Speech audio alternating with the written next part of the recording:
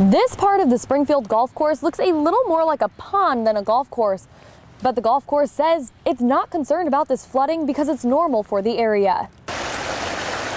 As water rushes downstream on the Mohawk River, it's pouring out onto the nearby riverbanks.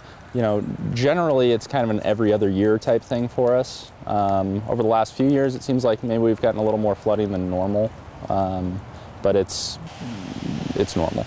For the Springfield Country Club, having half the course covered in standing water is nothing new.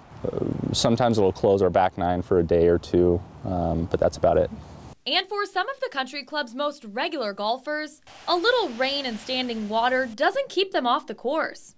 We have our core group of golfers that the weather doesn't seem to scare away very well. Managers are just thankful they can stay open, because a few weeks ago, the wintry weather forced them to shut down the entire course. It's more unusual for us to have closures for snow. You know, having 2 big snowstorms this year, that's obviously rare for this area. So that's been more impactful than this is.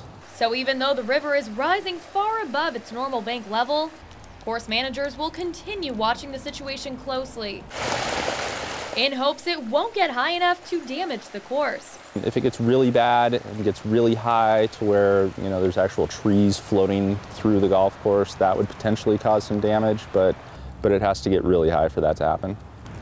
The golf course says once the water level goes down, they'll have to spend some time cleaning up the area because some debris will be left behind. In Springfield, Stacey Kafka, KEZI 9 News.